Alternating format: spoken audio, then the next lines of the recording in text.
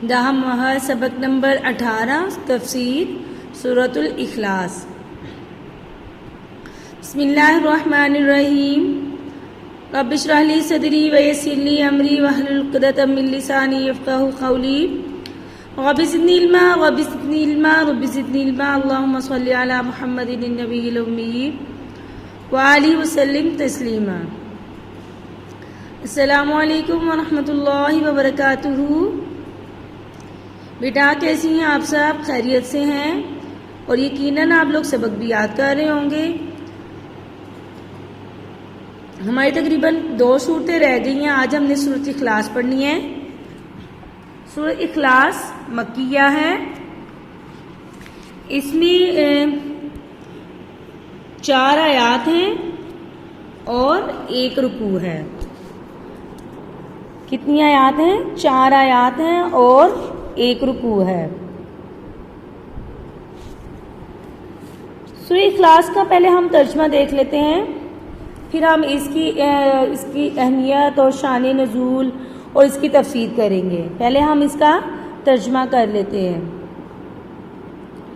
بسم اللہ الرحمن الرحیم۔ شروع اللہ کے نام سے جو بڑا مہربان نہایت رحم والا ہے۔ قل هو اللہ احد، کہہ دیجئے وہ اللہ ایک ہے۔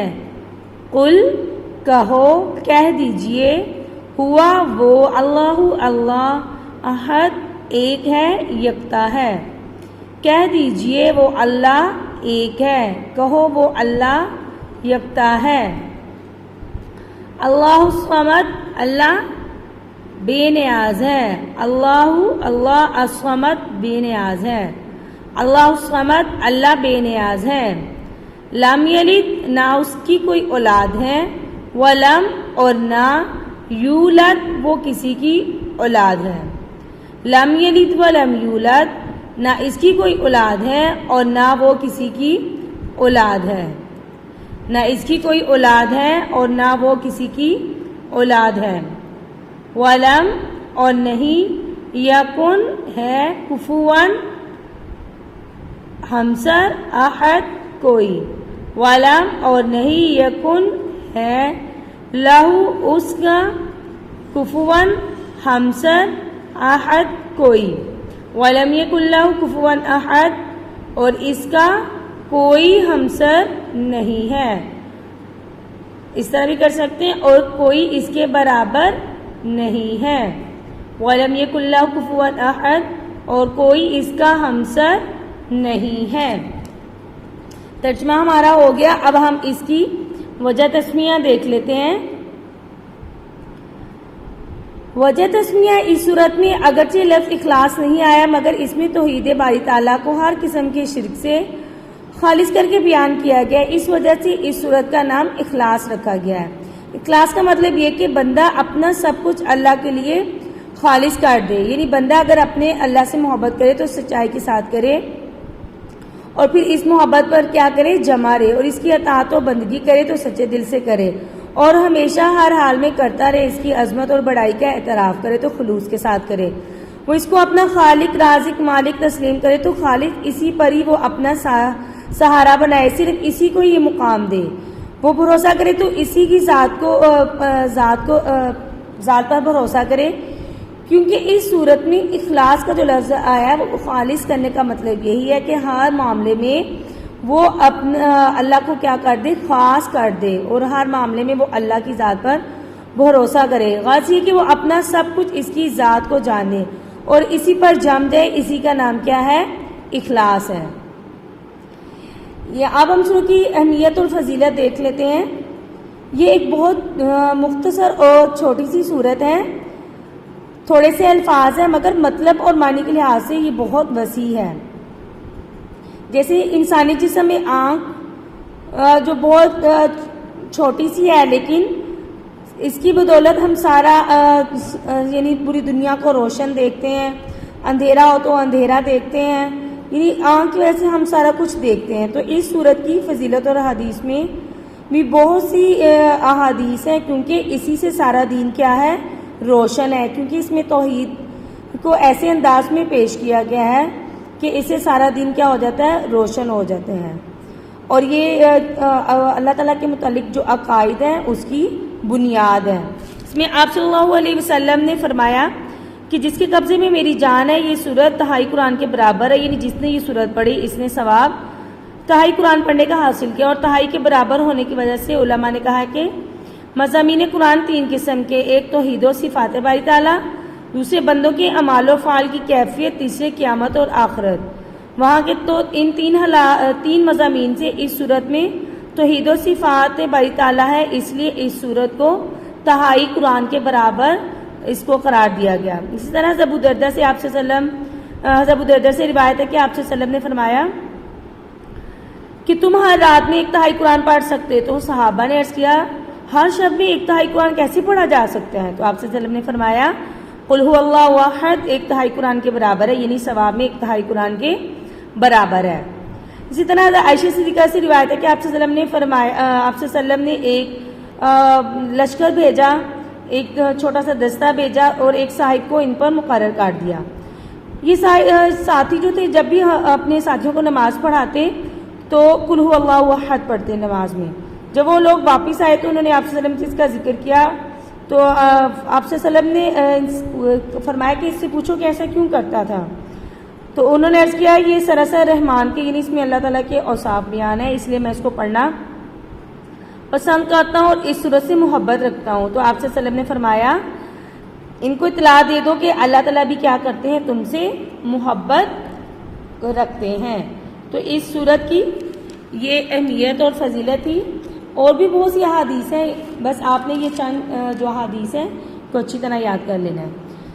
اب اس کا سبب نزول ہم دیکھ لیتے ہیں۔ اس کا سبب نزول مشرکین مکہ ایک دفعہ آپ صلی اللہ علیہ وسلم کی خدمت میں حاضر ہوئے، جیسے کہ آپ نے پہلے کافی شان نزول دیکھے ہیں یا سنتے ہیں، تو مشرکین مکہ آپ صلی اللہ علیہ وسلم کو اذیت پہنچانے کے لیے کچھ نہ کچھ ایسا پوچھتے رہتے تھے۔ تو اس میں بھی ایسے ہوا کہ مشرکین مکہ نے آپ صلی اللہ علیہ وسلم سے ایک مرتبہ کہا کہ آپ ہمارے معبودوں کی تو برائی کرتے ہیں، یعنی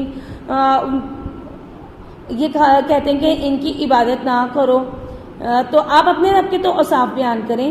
آپ کا رب کیسا ہے؟ سونے کا ہے، چاندی کا ہے، کھاتا ہے، پیتا ہے، کیا کرتا ہے آپ کا جو رب ہے کس طرح کا ہے؟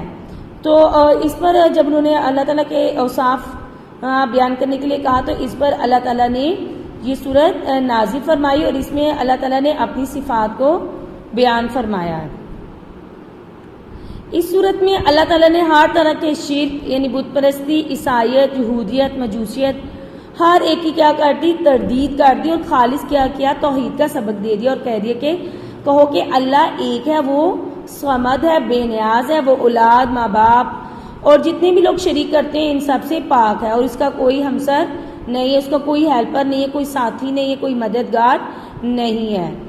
تو اس میں توحید الہی یعنی اللہ کی توحید کے بارے میں بتایا جا رہا ہے کہ قل هو اللہ احد، کہو کہ وہ اللہ ایک ہے۔ نبی کریم صلی اللہ علیہ وسلم سے جو لوگ اللہ کی نسبت پوچھتے ہیں کہ وہ کیسا ہے اور کیا ہے اس کی صفات، تو آپ ان سے کہہ دیجئے کہ وہ ایک ہے جس کی ذات میں کسی قسم کی تعداد اور تقسیر نہیں ہے، نہ وہ گنتی میں 2-3 ہے، نہ اس کی کوئی اولاد ہے، نہ کوئی اس کا مقابل ہے، نہ اس کا کوئی مشابہ ہے، جیسے اللہ کا لیس کمثلہ شیء۔ اس وقت کے مجوس کا عقیدہ یعنی ہر طرح کے جو باطل عقیدے رکھنے والے تھے ان کا کیا کر دیا گیا؟ رد کر دیا گیا۔ جو زیادہ خدا رکھتے تھے یا جو مشابہت جن کے نزدیک تھا کہ وہ خدا اس جیسا ہو سکتا ہے، اس صورت میں ان سب کی کیا کر دی؟ تردید کر دی۔ پھر اللہ نے فرمایا اللہ صمد، کہ اللہ بے نیاز ہے۔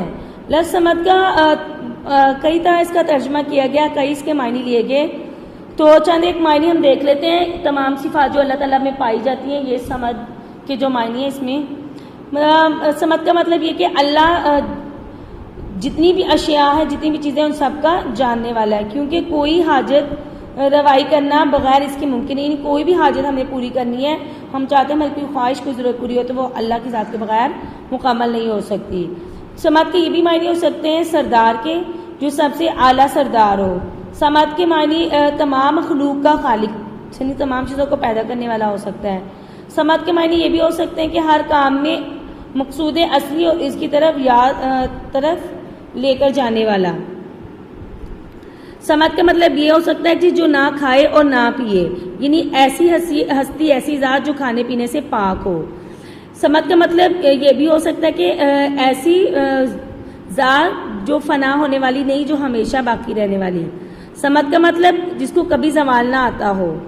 سمد کا مطلب جس پر کبھی کوئی آفت نہ آتی ہو۔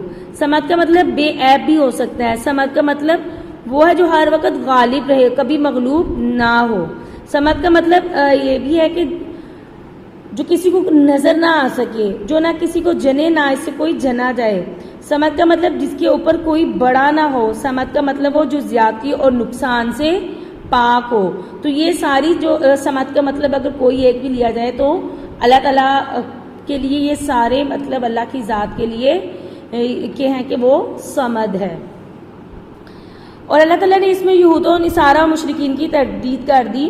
اللہ تعالیٰ نے فرما دیا لم یلد ولم یولد، کیونکہ وہ یہود و نصارہ کہتے تھے کہ اللہ تعالیٰ جیسے یہودی عیسائی کہتے تھے قالت النصارى مسیح ابن اللہ، کہ عیسائی کہتے تھے کہ حضرت عیسیٰ علیہ السلام کیا ہے اللہ کے بیٹے ہیں، اور یہود کہتے تھے کہ عزیر علیہ السلام خدا کے بیٹے ہیں۔ تو اللہ تعالیٰ نے اس میں ان کا رد کر دیا۔ اس طرح مشرکین کہتے تھے کہ فرشتے کیا ہیں، خدا کی بیٹیاں، معاذ اللہ نعوذ باللہ۔